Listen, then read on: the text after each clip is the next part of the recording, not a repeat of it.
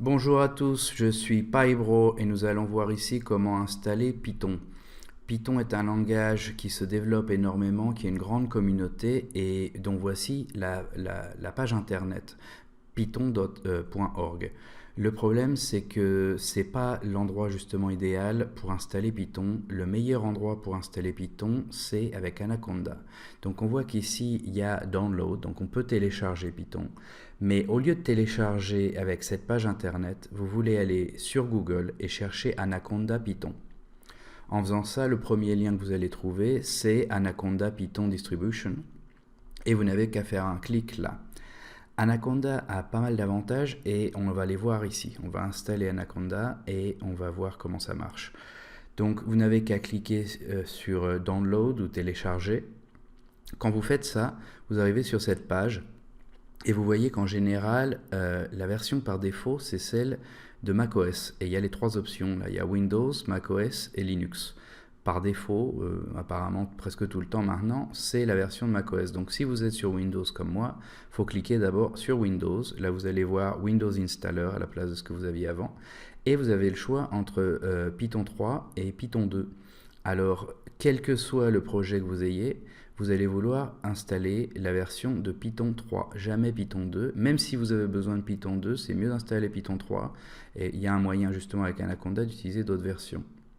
Au cas où vous ne croyez pas, Python 2 est sur le point de mourir, donc vous n'avez qu'à écrire Countdown Python 2 sur Google et vous allez voir ce compte à rebours qui montre que dans 5 mois au moment de cette vidéo, donc c'est dans 5 mois, on sera en 2020, Python 2 ne sera plus maintenu. Donc on va prendre Python 3, vous n'avez qu'à cliquer sur télécharger, vous devez accepter le téléchargement et bon, ça peut prendre un certain temps. Donc je vais accélérer, si vous voulez mettre pause. J'accélère la vidéo et je n'ai qu'à cliquer sur ce fichier qui vient d'être téléchargé pour l'ouvrir.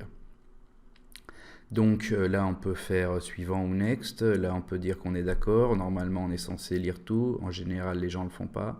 On est d'accord. Et maintenant, on choisit si on l'installe que pour nous ou pour tout le monde. Bon, ça, c'est un choix personnel. L'installer pour tout le monde permet d'avoir certaines facilités. Par exemple, installer en dehors du dossier de l'utilisateur. Donc, c'est ce que je choisis. Et là, justement, ce que je veux, c'est pouvoir l'installer sur le disque C. Alors ça, c'est complètement optionnel. Hein. Si vous avez choisi juste pour vous, bon, vous ne pourrez pas faire ça. Mais bon, c'est plus facile à trouver d'avoir Anaconda sur le disque C, comme j'utilise beaucoup. Et donc cet écran-là est très important. Il faut cliquer sur ce checkbox, là, cette petite case, et le texte devient rouge. Alors ça vous prévient, attention, si vous faites ça, ça va être ajouté dans le pass. C'est exactement ce qu'on veut. Avec ça, on va pouvoir utiliser Python avec la console de Windows. Si vous ne faites pas le clic ici, vous ne pourrez pas le faire avec la console de Windows et les prochaines vidéos que je vais ajouter, bon, il y aura des parties qui ne marcheront pas pour vous, il faudrait que vous utilisiez le prompt d'Anaconda. Donc faites-moi confiance, cliquez là, après vous appuyez sur Next et tout s'installe. Pareil, ça prend un certain temps, mettez pause, j'avance et voilà. Pour moi, c'est fini et j'ai qu'à mettre Next, ça tout va bien. On met Next encore au suivant. Ces deux cases, on n'en a pas besoin, donc on les enlève et on appuie sur Fini. Finir, Finish. Une fois qu'on a fait ça, on a fini d'installer Python. Mais ça ne suffit pas, on voudrait voir un peu comment pouvoir utiliser Anaconda. Donc on écrit CMD pour, dans la partie de démarrer de Windows et on voit cette icône noire. On clique dessus et c'est la console de Windows. Donc une fois qu'on est dans cette console de Windows, on va pouvoir tester Conda. Donc on écrit Conda version avec un espace avant les tirets et là on va avoir un numéro. Donc c'est le numéro de la version de Conda que vous venez d'installer. Et ça nous montre que ça a été bien installé et que Conda est reconnu dans la console. Donc ça marche que si vous avez vous avez cliqué sur la case que je vous ai dit qui faisait le texte rouge. Maintenant, Conda permet de gérer les packages, les paquets de Python. Donc on va en installer un juste pour voir. On met Conda, espace, install, espace et pandas, qui est un package très important qu'on verra souvent. Ça prend un certain temps aussi, donc j'accélère, et on nous demande oui ou non si on veut installer. Donc pour oui, on met le Y de yes, et voilà, ça télécharge et ça s'installe. C'est ce qu'il y a de super avec Python, ce genre de choses se fait très facilement et très vite. Après, on fait conda list, et avec conda espace list, on voit une liste de tout ce qui est installé dans notre environnement de Python. Et là où on est actuellement. Donc voilà, tout ça, c'est ce qui vient avec Anaconda. Donc il y en a beaucoup. On voit sur la colonne de droite PY37. Bon, bah, c'est parce que c'est Python 3.7. Mais bon, justement, avec Anaconda, ce qui est bien, c'est qu'on peut créer des environnements différents. Donc si on a besoin de faire un projet dans Python 2 ou Python 3.6, on va pouvoir créer un nouvel espace, un nouvel environnement pour ce Python-là. Comment on fait ça? Il faut écrire conda espace create pour créer, espace un tiret n comme pour name, et là on choisit un nom. Moi je vais mettre pi36, py36 pour dire que c'est cette version-là de Python, et après espace, et on écrit Python égale 3.6. Donc ça, en fait, on dit, bon bah voilà, créer un nouveau environnement qui va s'appeler Python, et avec cette version de Python égale 3.6. Quand on fait ça, donc ça prend un certain temps aussi, il faut appuyer, après il faut écrire oui ou non si on est d'accord avec les changements que ça va faire. Et bon voilà, j'accélère, tout se télécharge, et à la fin on voit qu'il y a écrit conda activate, conda deactivate, donc on va utiliser ça. On écrit conda activate et le nom qu'on a choisi, vous pouvez choisir un autre nom, hein. Moi j'ai pris PY36. Et maintenant on voit qu'après avoir fait conda activate, il y a des parenthèses au début de la ligne qui nous dit, bon bah voilà, en fait vous avez activé Python 3.6, ça y est, vous êtes dedans. Et bon, bah, si on veut sortir de cet environnement qu'on vient de créer, on voit, c'est écrit au-dessus, là, conda deactivate. Donc il n'y a qu'à faire ça. On écrit conda deactivate, enter, entrée, et ça, il n'y a plus ces parenthèses au début, ça s'écrit comme avant, on est retourné dans l'environnement principal. Alors, ces environnements sont une des raisons pour lesquelles Conda est génial. Donc, on va retourner dans un environnement, on fait Conda Activate PI36 et on fait Conda List encore. On l'avait fait avant, on le refait. Et là, qu'est-ce qu'il y a? Il n'y a pas grand-chose.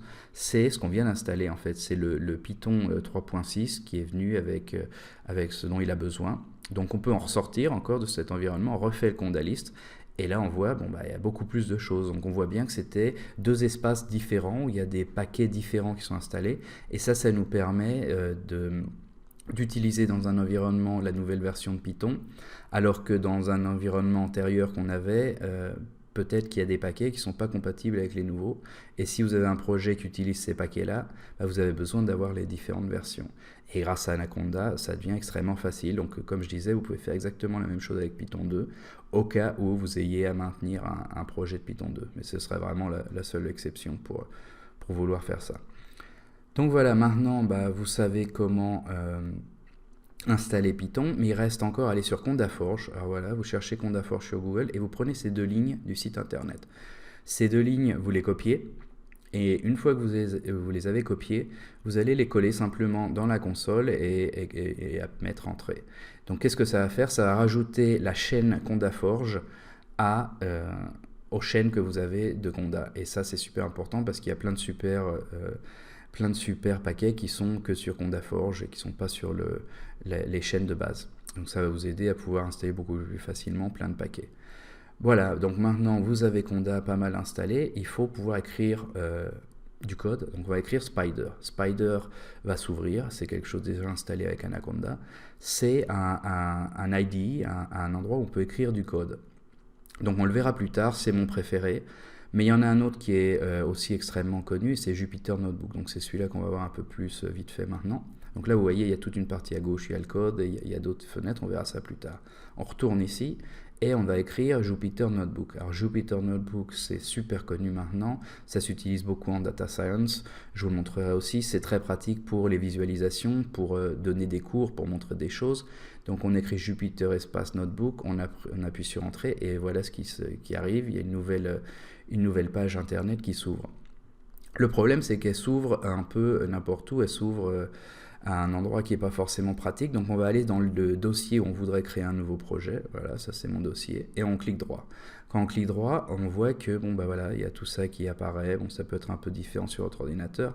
Maintenant, on va appuyer clic droit en appuyant en même temps sur la touche Shift. Shift, c'est la flèche vers le haut qu'on a sur la gauche du clavier. Et quand on appuie sur Shift, on voit qu'il y a une nouvelle ligne, ouvrir une fenêtre de commande ici. Donc quand je clique ici, bah, ça m'a ouvert la fenêtre de commande, mais à cet endroit. Et je n'ai plus qu'à écrire Jupyter Notebook à nouveau. Et voilà, maintenant ça s'ouvre encore. Mais maintenant, je suis dans le dossier où je voulais être. Je clique sur New, sur Python. Et ça me fait un nouveau Jupyter Notebook de Python à cet endroit-là. On va faire notre première ligne. On va écrire print et des parenthèses. Après, on met des guillemets. On écrit Hello World ou Bonjour le monde. Après, on ferme les guillemets, on ferme les parenthèses et on va appuyer sur Shift et Entrée. Quand on fait ça, le code s'exécute. Et voilà, vous avez fait votre première ligne en Python et ça a marché, tout est installé. Donc, si vous avez aimé cette vidéo, s'il vous plaît, mettez un j'aime, un like et abonnez-vous parce que je vais faire d'autres vidéos. Traduire toutes les vidéos en différentes langues, c'est pas mal de travail. Donc, voir les langues qui ont le plus de likes, évidemment, me motive à continuer. Allez, on se voit dans la prochaine vidéo.